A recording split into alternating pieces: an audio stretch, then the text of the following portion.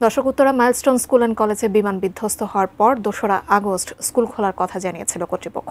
সেখানে আছেন আমাদের সহকর্মী মাহফুজা মুসলিহি। আমরা সেখানকার সর্বশেষ পরিস্থিতি তার কাছ থেকে জানবো। মুসলিহি, এই যে ২ আগস্ট আসলে স্কুল খোলার একটা কথা জানিয়েছিল কর্তৃপক্ষ, সেখানকার আসলে কি সেটা সম্ভব কিনা, এবং যারা শিক্ষার্থী এই মুহূর্তে আছেন তারা কি ক্লাস করার ব্যাপারে প্রস্তুতি আছে কিনা আপনার মাধ্যমে জানতে চাই। জুলাই যে বিমান বিধ্বস্তের ঘটনা এই মাইলস্টোনে ঘটেছে, তার পরপরই কিন্তু আমরা লক্ষ্য করেছি অনেক শিশুই প্রাণ হারিয়েছেন এবং আহত অবস্থায় অনেকেই কিন্তু এখনও সংকটাপন্ন অবস্থায় রয়েছে জাতীয় বার্ন এবং প্লাস্টিক সার্জারি ইনস্টিটিউটে।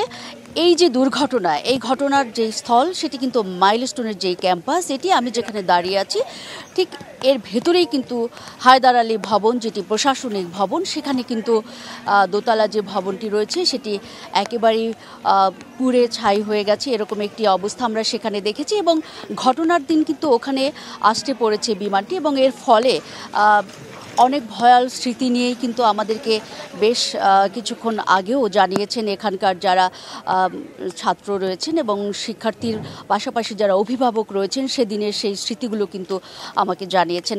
তবে এই মুহূর্তে কিন্তু আমাদেরকে ভেতরে প্রবেশাধিকার দেওয়া হচ্ছে না।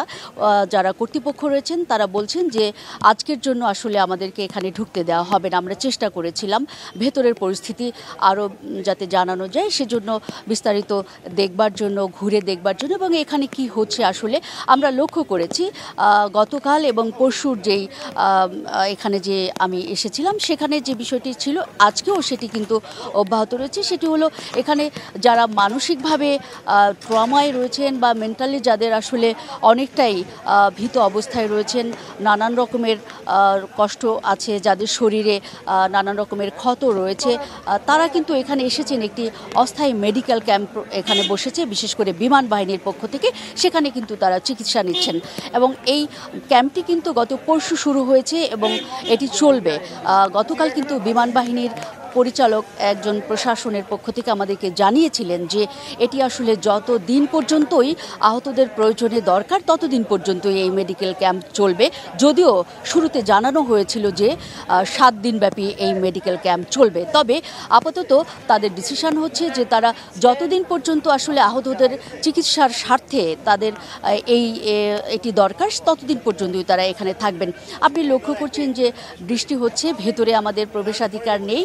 যতটুকু আজকে জানতে পেরেছি যে স্কুল খোলার ব্যাপারে যে সিদ্ধান্ত বা প্রস্তুতি, সেটি কিন্তু এখনো পর্যন্ত নতুন করে কোনো সিদ্ধান্ত নেয়নি এই কর্তৃপক্ষ এবং তারা জানিয়েছেন যে বৃহস্পতিবার পর্যন্ত এই স্কুল ক্যাম্পাস বন্ধ থাকবে এবং সব ধরনের ক্লাস এবং পরীক্ষা বন্ধ থাকবে।